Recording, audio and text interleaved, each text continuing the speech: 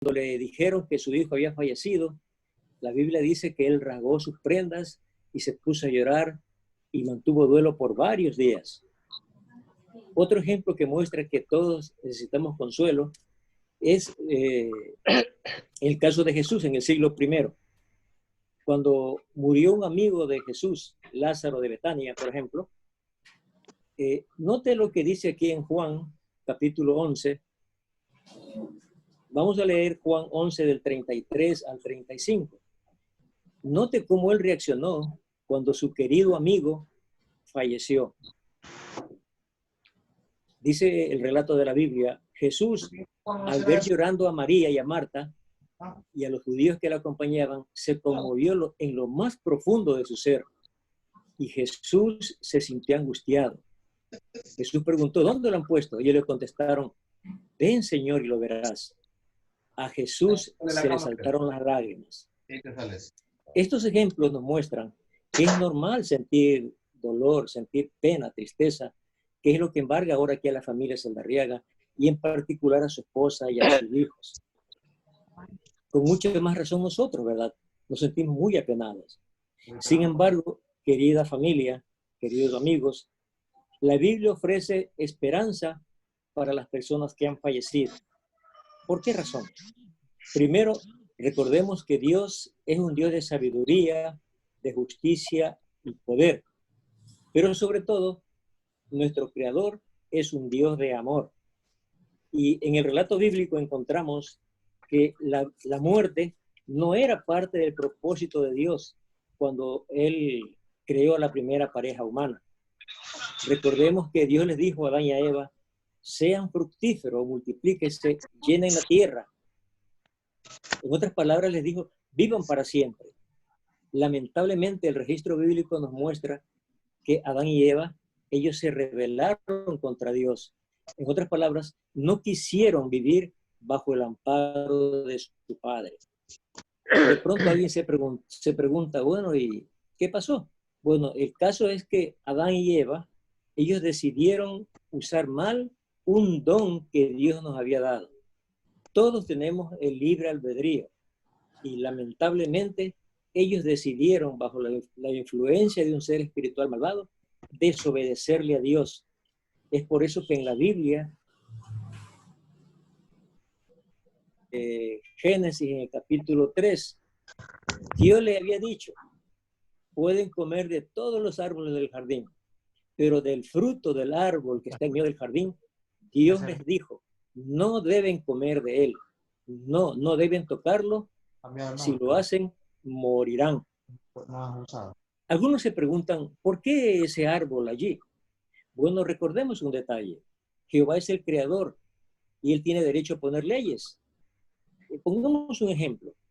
Las autoridades de tránsito, para organizar el movimiento vehicular y peatonal, han puesto señalécticas, ¿no es cierto? Ponen semáforos. ¿Por qué? Para que los vehículos puedan parar cuando hay peatones, ¿verdad? Nadie va a decir que esos semáforos o la señaléctica está de más. Del mismo modo, allí en Edén, el árbol representaba la soberanía de Dios. Mientras Adán y Eva respetaran aquel fruto, estaban respetando la ley de Dios. Es por eso, queridos familiares, amigos, que en la Biblia, por ejemplo, si leemos en la carta a los Romanos, el capítulo 5, en el versículo 12, note lo que dice acerca de la muerte. Así pues, leyendo de Romanos 5:12, así pues, por medio de un solo hombre, el pecado entró en el mundo, y por medio del pecado entró la muerte. Y así fue como la muerte se extendió a todos los hombres, porque todos hemos pecado. En otras palabras, somos herederos del pecado. La muerte la llevamos en los genes, una terrible enfermedad genética, por así decirlo, que nos persigue desde que nacemos. Unos vivimos más, otros menos. Ahora, sin embargo, nos preguntamos, ¿qué va a hacer Dios con esto? Porque un padre no quiere que sus hijos mueran, ¿verdad? Es por eso que Él hizo un arreglo inmediato. Y aquel arreglo quedó demostrado hace 2000 años cuando desde el cielo envió acá a la tierra a Jesucristo para que nazca como hombre. ¿Y qué mensaje dio Jesucristo? ¿Se acuerda usted del Padre Nuestro? Él le enseñó a sus seguidores a orar. ¿Verdad que entre otras cosas él dijo que pidamos, venga a nosotros tu reino y hágase tu voluntad en la tierra como en el cielo? Sí, queridos amigos y familiares, el reino de Dios, ese gobierno que pedimos en el Padre Nuestro, va a venir a la tierra. Muy pronto será una realidad y hará la voluntad de Dios aquí en la tierra como ya se hace en el cielo. En el cielo no hay muerte, en el cielo no hay sufrimiento, en el cielo no hay delincuencia, en el cielo no hay corrupción. Así como es en el cielo, llegará a ser aquí en la tierra, muy pronto. Es por eso que debemos seguir pidiendo que venga su reino. Por otra parte, la Biblia nos dice muy claramente en qué o cuál es el estado de los muertos. Por ejemplo, recordemos lo de Adán. Después que Adán falleció, Dios hizo una sentencia, bien conocida por todos. Con el sudor de tu rostro comerás pan hasta que vuelvas al suelo, porque de él fuiste tomado. Porque polvo eres y al polvo volverás. Eso nos muestra entonces que Adán pasó de su estado de existencia a un estado de inexistencia. Él, antes de ser creado, no existía, pero por desobediente pasó a aquel estado de inexistencia. Es por eso, queridos familiares, que en la Biblia, por ejemplo, aquí en el libro de Eclesiastés, en el capítulo 9, note lo que se dice acerca del estado en que se encuentran los muertos, como en este caso de nuestro querido hermano político Pedro Salomón. Leyendo de la Biblia en Eclesiastés 9:5, note lo que nos dice. Porque los vivos saben que morirán, pero los muertos no saben nada en absoluto, ni reciben más recompensa, ya que todo recuerdo suyo ha caído en el olvido.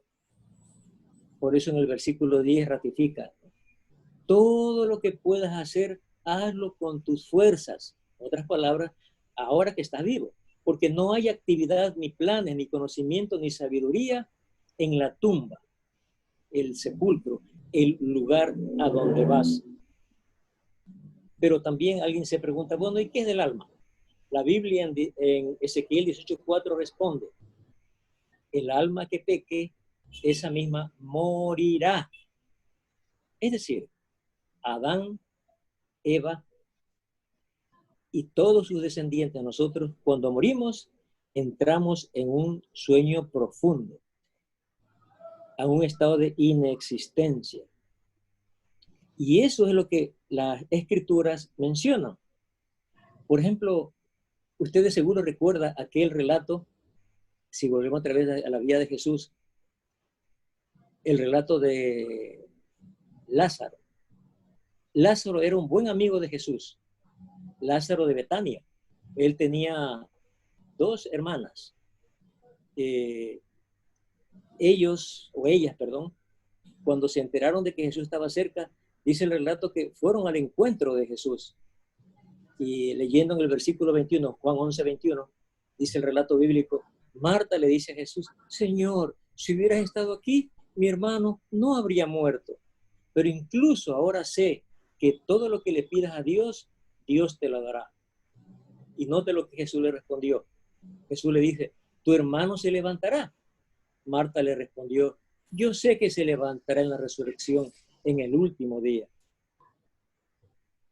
Bueno, el relato muestra que más tarde lo llevan a Jesús, por así decirlo, al cementerio, donde lo habían colocado a Lázaro, ¿no? Dice el relato del orden del versículo 23, Jesús al verla llorando a ella y también a las personas que la acompañaban, se conmovió en lo más profundo de su ser y se sintió angustiado. Les preguntó, ¿dónde lo han puesto? Le contestaron, Señor, ven y lo verás. A Jesús se le saltaron las lágrimas. Al verlo, las personas que estaban allí decían, miren cuánto lo quería. Ahora Jesús va a la frente de la tumba, ¿no? En una cueva que habían tapado con una piedra. Jesús dijo, quiten la piedra. Marta, la hermana del fallecido, le dice, Señor, ya debe oler mal porque ya han pasado 4 días de que falleció. Jesús le dice en el versículo 40, ¿no te dije que si creerías podrías ver la gloria de Dios? Así que quitaron la piedra. Entonces Jesús, levantando la mirada al cielo, hizo una oración y dijo, Padre, te doy las gracias por haberme escuchado. Yo sé que tú siempre me escuchas, pero lo digo por la multitud que me rodea para que crean que tú me enviaste. Y el relato continúa. Después de decir esto, ahora Jesús gritó con fuerza, Lázaro, sal. Y note esto, el que había estado muerto salió de la tumba. Tenía los pies y las manos atados con vendas y la cara envuelta con una tela. Jesús les dijo, quítenle las vendas y dejen que se vaya. Este relato, estimada familia, nos ofrece a nosotros la base para una esperanza maravillosa para el futuro. Nuestros seres queridos van a volver a vivir. Nuestros padres, nuestros abuelitos, bisabuelos que ya vivieron en esta tierra, van a volver a vivir. Por eso es que Jesús le dijo, yo soy la resurrección y la vida. Incluso muchas personas que por siglos o tiempo han orado muchas oraciones que son frecuencias en las iglesias, ¿no? Por ejemplo, el credo. Creo que él, hablando de Jesús, dice, ha de venir a juzgar a los vivos y a los muertos, ¿verdad? Lo dice, creo en la resurrección de la carne. Sí, Jesucristo muy pronto será rey de toda la tierra y él va a juzgar a los que estemos vivos y va a resucitar a los muertos para que sean juzgados. Pero uno quizás se pregunta, ¿cómo será la vida cuando ya el reino de Dios sea una realidad aquí en la tierra? Note lo que responde Apocalipsis, capítulo 21, versículo 3 y 4. El relato bíblico nos dice, luego oí una fuerte voz que salía del trono y decía, mira, la tienda de Dios está con la humanidad. Él residirá con ellos y ellos serán su pueblo. Dios mismo estará con ellos y les secará toda lágrima de sus ojos. Note esto, y qué maravilla. Y la muerte ya no existirá. No habrá más tristeza, ni llanto, ni dolor. Todas las cosas malas, lo anterior habrá desaparecido. ¿Qué le parece, querida familia? Ya cuando Jesucristo gobierna la tierra, Él se va a encargar incluso de todas nuestras dolencias, porque dice, nadie tendrá ninguna clase de llanto ni dolor. Incluso la muerte ya no existirá. ¿Verdad que nos conmueve pensar en esta maravillosa promesa de Dios? Ahora, pero uno se está preguntando, bueno, ¿y mientras tanto qué? Ya vimos que la Biblia dice que los muertos están inconscientes, pero ¿qué ha pasado con la muerte en este caso de Pedrito? Miren lo que dice la Biblia en términos generales. En la carta a los Romanos, el capítulo 6, en el versículo 7. Leyendo en la carta a los Romanos, capítulo 6, el versículo 7, note lo que dice. Porque el que muere queda absuelto de su pecado.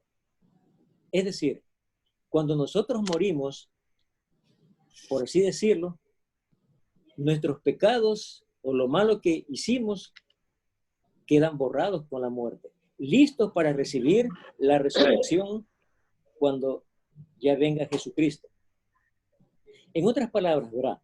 Podemos decir lo siguiente. Vamos a pensarlo. ¿Por qué no es beneficioso estar aquí ahora y estar conectados para escuchar este discurso? Los funerales nos recuerdan lo corta e incierta que es la vida, como ya se dijo, como consecuencia de la desobediencia de Adán y Eva. La muerte es una realidad que nos hace reflexionar en cómo estamos nosotros aprovechando la vida que nuestro Creador nos ha permitido tener en la tierra. Porque piense, después que Adán y Eva pecaron, él pudo haber, si hubiera querido, puesto fin a la vida, ¿verdad? Pero no. Dios en su misericordia permitió que los seres humanos nos sigamos reproduciendo a través de todas las generaciones que han pasado hasta que estamos nosotros ahora, ¿no? Entonces es por eso que con nuestra forma de vivir podemos adquirir ante Dios una buena reputación, por así decirlo, ¿no? Porque note lo que dice en Eclesiastés capítulo 7, que les invito a leer si tienen usted su Biblia. En el libro de Eclesiastés, en el capítulo 7, dice, una buena reputación es mejor que el buen aceite. Y note esto, y el día de la muerte es mejor que el día del nacimiento. Es mejor ir a la casa donde hay duelo que a la casa donde hay fiesta, porque la muerte es el fin de todos los hombres, y los que están vivos deben reflexionar esto.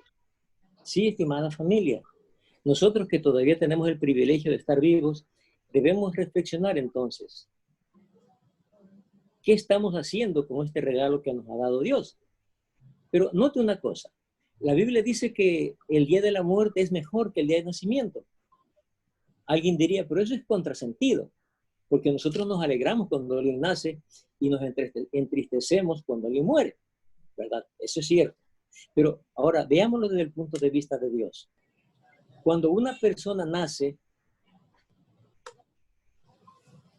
podemos comparar que nosotros somos como una libreta de calificaciones de los maestros. Al inicio del año lectivo, la libreta solo tiene el nombre y está en blanco, ¿no es cierto? No tiene calificaciones. A medida que pasa el año lectivo, el estudiante, al cumplir con sus deberes, tareas, lecciones, etcétera, el profesor o el docente va escribiendo las calificaciones. Algo semejante ocurre con nuestra vida, hermanos, amigos. Cuando vivimos y pasan los años, por así decirlo, Dios va registrando en su libreta simbólica todo lo que nosotros hacemos, ¿verdad? Y al morir, por así decirlo, la libreta está llena con todas las calificaciones.